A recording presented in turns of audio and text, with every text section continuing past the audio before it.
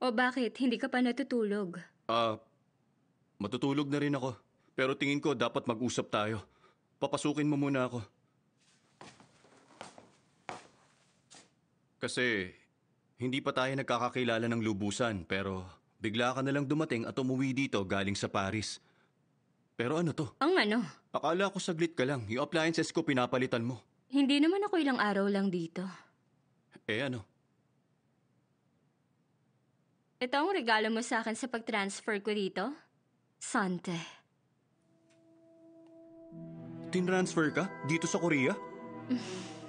Kung ganun, edi tayong dalawa magsasama na sa iisang bahay? Ngayon hindi ka na mag-isa. Mag-picture ba tayo para mag-celebrate? May mga balita atang nagsasabing peking couple lang tayo. Di yata chismis yun. Nagpapanggap lang tayo, di ba?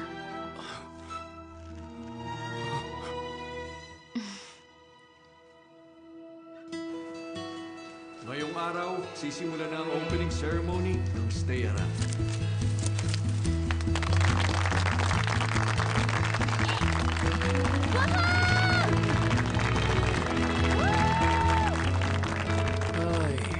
Pinanganak siya ng may magandang pamilya kaya di niya kailangan magtrabaho ng maigi para sa pwesto niya. Kaya nga Sabi nila nagmula siya sa baba hanggang umangat.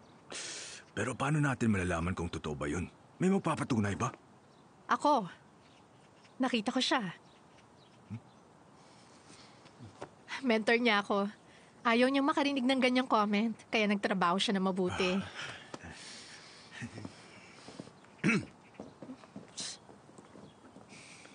Kahit gaano pa kahirap yun, siguradong mas nagsikap siya kaysa sa iba, no?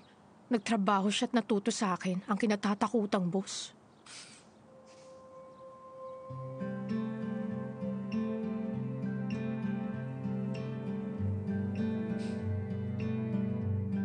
Hindi ko alam kung ano man ang standard mo sa pag-organize nito. Dapat nagtanong ka muna sa akin. Ba't ginawa mo to? Mr. Sojuwon, simula ngayon, wag mo nang palalain. At kailangang mag-report ka.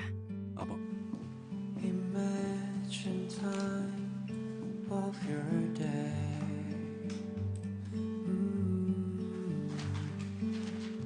The things that make you feeling down. Miss Ha, nung tinignan ko yung huling quarters data analysis report, may mga nawala doon. Kaya inayos ko na. Pwedeng tingnan mo? Okay, sige. Tsaka nagsulat na rin ako ng trend research report. Kung may oras ka, pakibasa na lang po. Oo, sige. Salamat po. Alam kong hindi siya nakarating sa posisyon na yon ng ganong kadali.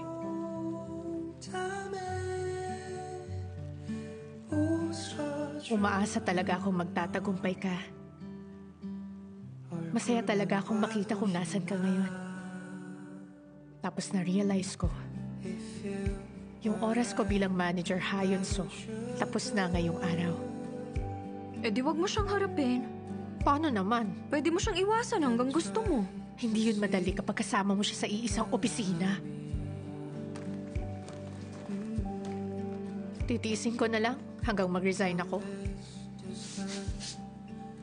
Ano? Resign?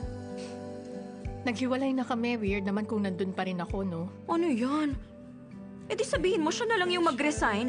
Ba't mo isusuko trabaho mo dahil lang naghiwalay kayo? Hindi ako sumusuko. Para sa akin naman to at para na rin kay Chuwon. Tama lang na umalis ako. Ang totoo, alam ko na talaga. Kung may aalis sa amin,